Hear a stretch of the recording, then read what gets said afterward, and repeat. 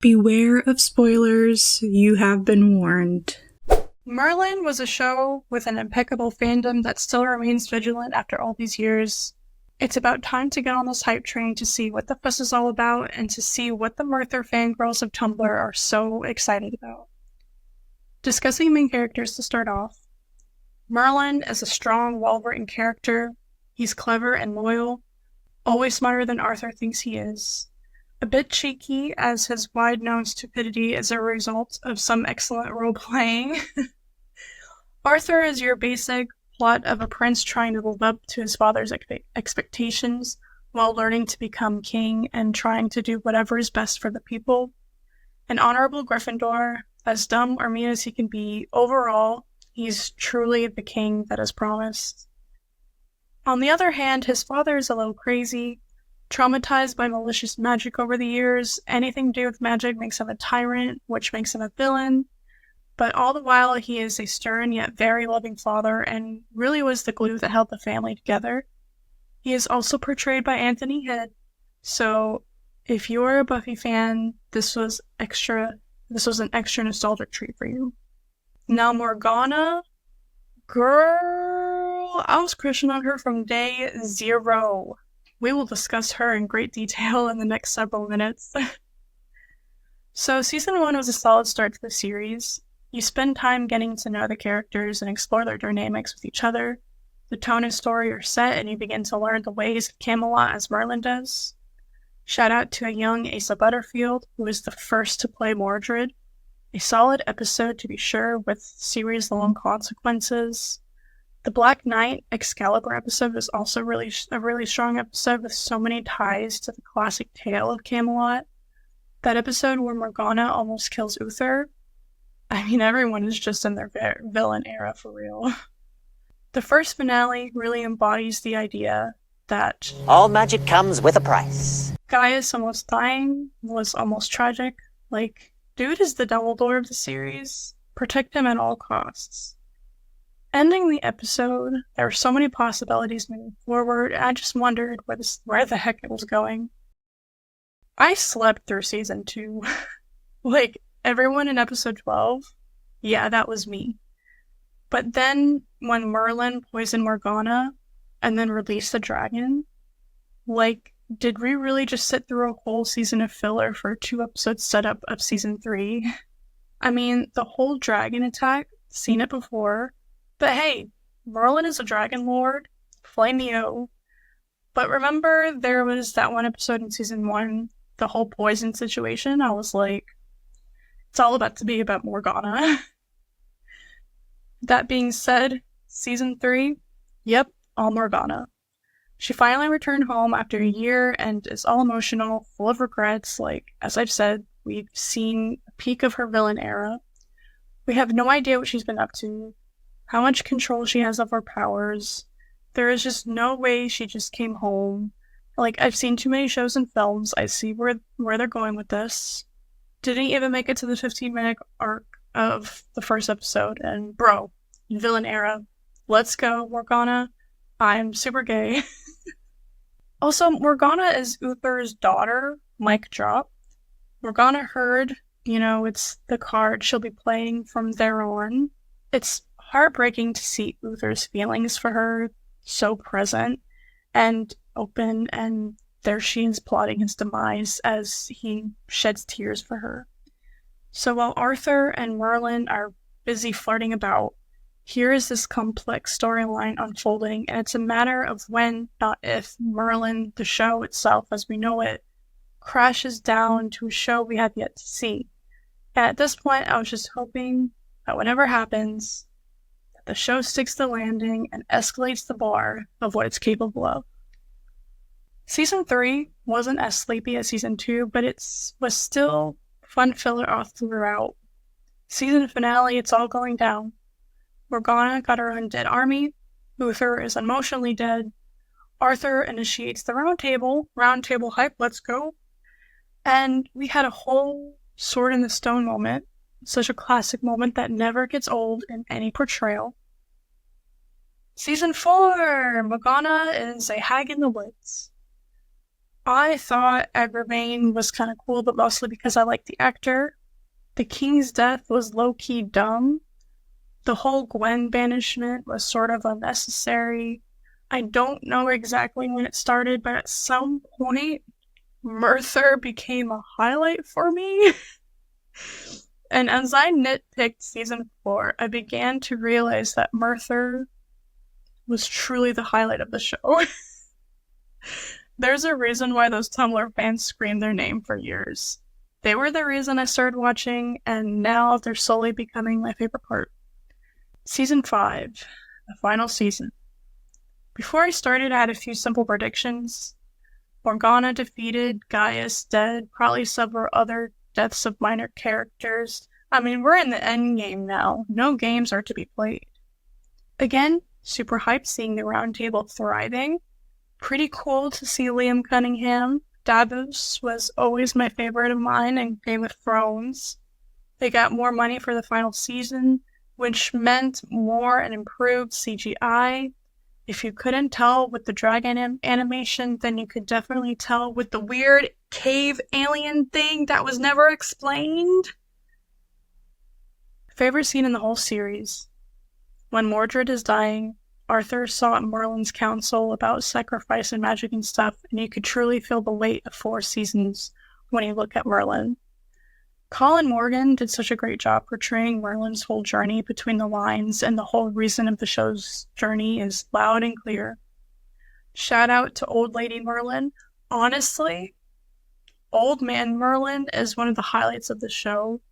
Merlin is just so chaotic in this form. Colin had way too much fun with this, so Old Lady Merlin shows up. I'm floored. And here we are, at the end of all things. Gwen is dead, the most solid of side characters. I was very sad. The death of Morgana had to be done, but I'm gay, so I'm very sad. Death of Arthur, now that did not see coming at all. I mean, pop off Queen Gwen, but still, that was not how I thought the show would end. I did not think it would go that way. But what the actual F were those last 10 seconds? Old Man Merlin is immortal? Cool, but what was this hinting at exactly? Did I miss the meaning of this teaser, or... Well, needless to say, we already know the legend of Arthur lives on, though I wonder if anyone is open to a spin-off? Reincarnated Arthur? Are they waiting for Colin Morgan to actually be old for a full Old Merlin show? Because I would watch that, even if it's just one little movie. I just want to see Old Man Merlin thriving. Overall, I can totally see how this is a comfort show for many. Merthyr is definitely worth the fangirling. Maybe it was the Gwen and Arthur thing that pushed me to ship it. I very much shipped them for like half the series. Strong main characters, great side characters, all supported by amazing actors. Sometimes there was too much filler, and sometimes I was okay with that. Old Man Merlin is unhinged and is my favorite character of the series. And the moral of the story is that there are always two sides to the same coin. Great evil can be done with magic, and so can great good. Uther, he loved both of his children very, very much, but one protected him while the other killed him.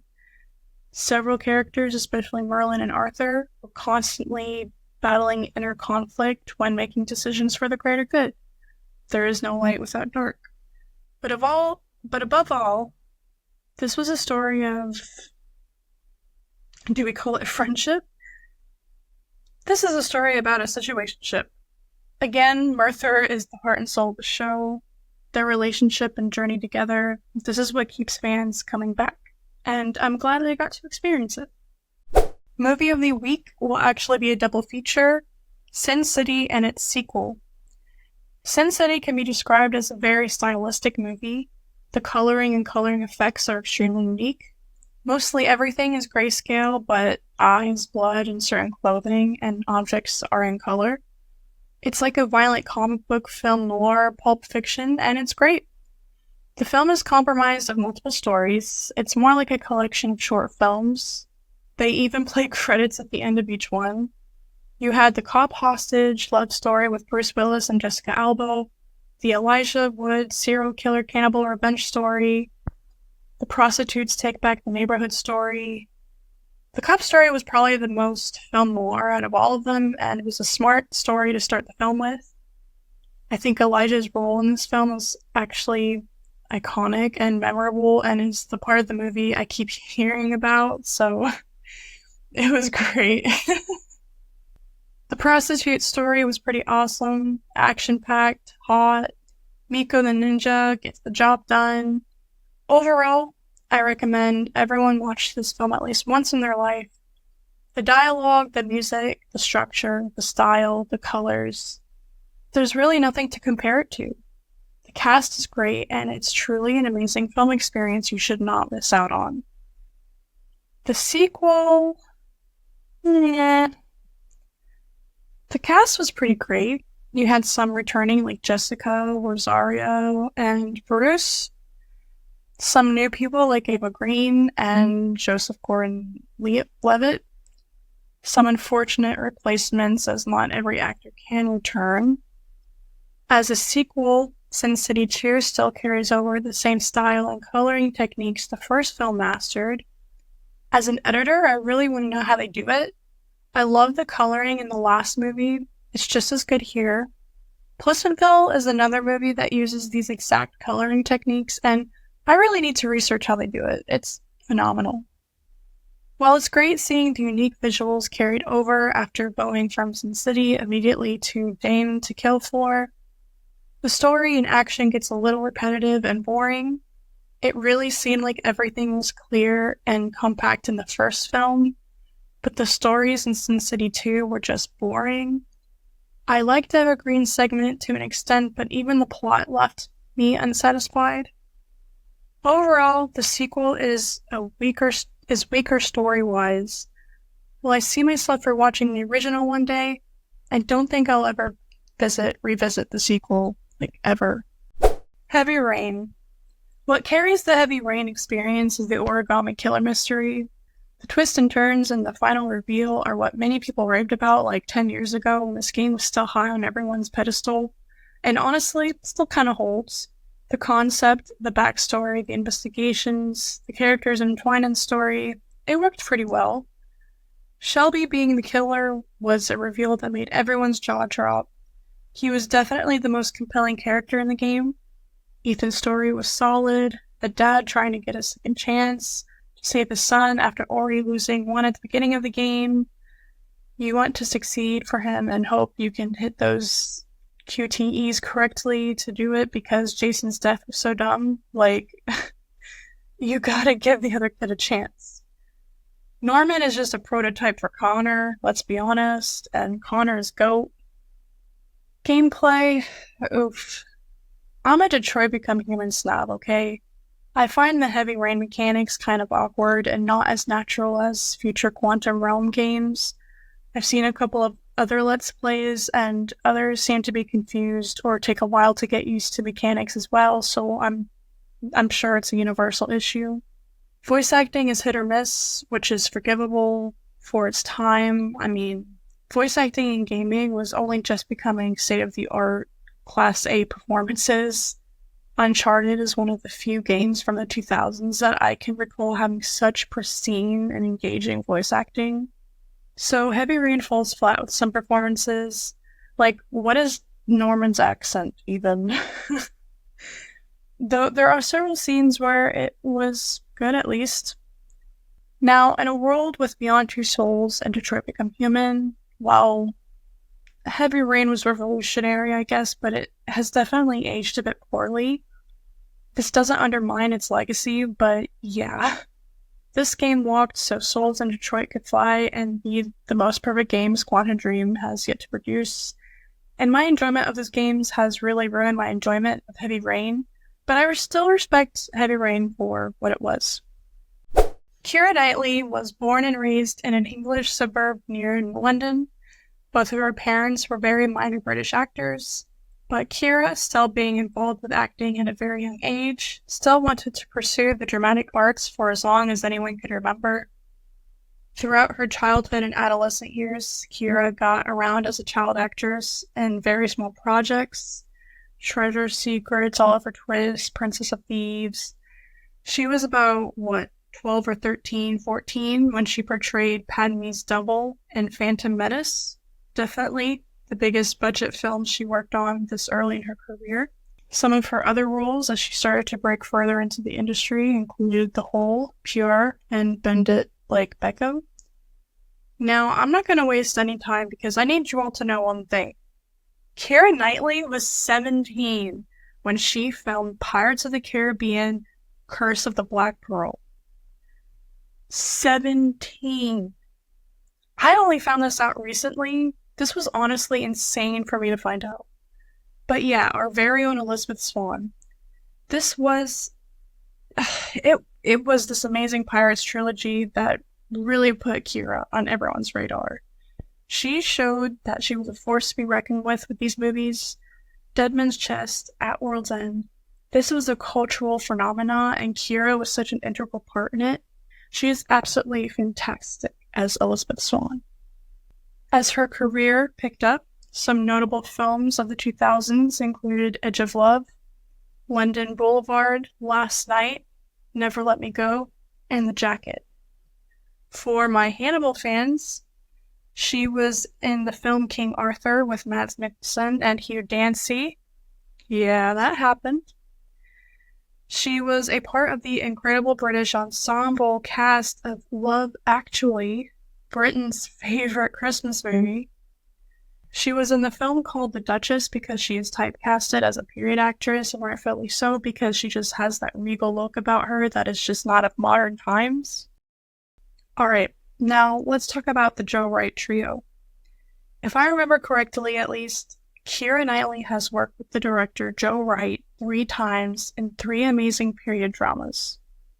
The first being the most beloved, I'm sure, Pride and Prejudice. From the first moment I met you, your arrogance and conceit, your selfish disdain for the feelings of others, made me realize that you were the last man in the world I could ever be prevailed upon to marry. I could talk about how I love Mr. Darcy all day. I could break down my unhealthy obsession with Matthew McFadden, but Keira just knows how to play characters named Elizabeth, and she plays them very well. No, I said played quite well. Oh, quite well is not very well. I'm satisfied. Elizabeth Bennet earned Keira her first Golden Globe and Oscar nominations, making her the best. She was also in Joe Wright's Atonement, earning her BAFTA and Golden Globe nominations, and she played the titular character in Joe Wright's Anna Karenina, which also reunited her with Matthew McFadden for a couple of scenes. Keira Knightley still remains active in her career. Some notable projects include Shadow Recruit, The Aftermath, Neverland, Dangerous Method, Colette, Seeking a Friend for the End of the World, Everest, Official Secrets, and Begin Again. Intimidation Game was one of her other biggest successes. Everyone talks about how great Benedict Cumberbatch was, but don't forget, Keira was also nominated for an Oscar, BAFTA, Golden Globe, and Screen Actors Guild Award for her role. She was in the film called Misbehavior, co-starring Matthew McFadden's wife. Yes, I have a problem, I'm sorry. She was in that film with Will Smith, Collateral Beauty, with the rest of the phenomenal ensemble cast. She was in the film about the Boston Strangler, which I've heard was actually pretty good. She was also in Charlotte, an animated film about a Jewish painter, Charlotte Solomon, and her life before being killed in Auschwitz during the Holocaust. I have a crush on Keira Knightley. I've probably had one my whole entire life. I continue to be a fan of hers, and I've really tried to expand my knowledge of her career throughout the year. She truly is a phenomenal talent, and I love her. Sorry. That's it for this week. Be sure to follow this podcast and please follow my Twitter and blog at Hollis Films to follow my journey experiencing the entertainment industry's greatest stories. And let me know what you've been fangirling over this week. Thank you for joining me, and I'll talk to you again next week.